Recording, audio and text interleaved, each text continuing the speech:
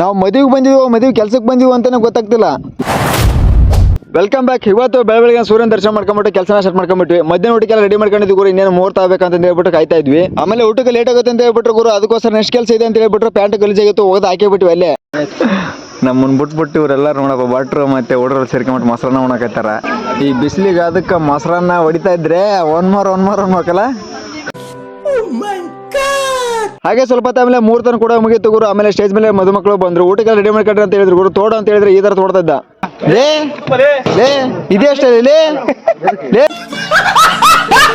ಆಮೇಲೆ ಊಟಕ್ಕೆ ಬರ್ತೇನೆ ಅಂತ ಹೇಳಿದ್ರೆ ಎಲ್ಲ ಐಟಮ್ ತುಂಬ್ಕೊಂಡ್ಬಿಟ್ಟು ಈ ಕಡೆ ಅಂತೂ ಬಫೆ ಸಿಸ್ಟಮ್ ಮತ್ತು ಗುರು ನಮಗಂದ್ರೆ ತುಂಬಾ ಈಸಿ ಆಗ್ಬಿಡುತ್ತೆ ಕೆಲಸ ಮುಗಿಸೋದಕ್ಕೆ. ಫೈನಲಿ ಜನ ಬಂದ್ರು ಗುರು, ಎಲ್ಲರಿಗೂ ನೀಡಿಬಿಟ್ಟು ಕೆಲಸನ ಮುಗಿಸ್ಕೊಂಡ್ಬಿಟ್ವಿ. ಆಮೇಲೆ ನೆಕ್ಸ್ಟ್ ಕೆಲಸ ಇವ್ರದ್ದು ಎದ್ದು ಗುರು ಮಾವನ ಮನೆಗೆ. ಅಲ್ಲಿ ಕೂಡ ನಾವು ಅಡಿಗೆ ಮಾಡಕ್ಕಿತ್ತು. ಅದಕ್ಕೋಸ್ಕರ ಬೇಗ ಊಟ ಮಾಡ್ಕೊಂಡ್ಬಿಟ್ಟು ಈ ತರ ರೆಡಿ ಆಗಿಬಿಟ್ಟಿವಿ ನೋಡಿ. ಗಾಯ್ಸ್ ಕೆಲಸ ಎಲ್ಲ ಮುಗಿದೈತಿ. ಇವಾಗ ಇಲ್ಲಿಂದ ಮತ್ತೆ ಇವ್ರದೇ ಕೆಲಸ ಮಾವನ ಮನೆಗೆ ಹೋಗ್ಬೇಕು. ಆಮೇಲೆ ಸಂಜೆ ಒಂದು ಗಾಡಿ ಬಂತು ಗುರು. ಇಲ್ಲಿಂದ ಮತ್ತೆ ಇವ್ರ ಜೊತೆಗೆ ಹೋಗ್ಬೇಕಾಯ್ತು. ನಾವು ಕೆಲ್ಸಕ್ಕೆ ಬಂದಿದ್ವಿ, ಇವ್ರು ಮದುವೆ ಬಂದಿದ್ವಿ ಅಂತಾನೆ ಗೊತ್ತಾಗ್ಲಿಲ್ಲ. ಆಮೇಲೆ ರಾತ್ರಿ ಆಗೇ ಬಿಡ್ತು ಗುರು. ಹೋಗ್ಬೇಕಾದ್ರೆ ಒಂದು ಸಂಪ್ರದಾಯ ಅಂತೆ ಬಸವನ ಪೂಜೆ. ಈ ಮನೆಗೂ ಮತ್ತೆ ಹೋಗ್ತಾರೋ ಮನೆಗೂ ಒಳ್ಳೇದಾಗ್ಲಿ ಅಂತ ಹೇಳ್ಬಿಟ್ಟು ಒಂದು ಶಾಸ್ತ್ರ ಕೂಡ ಮಾಡಿದ್ರು.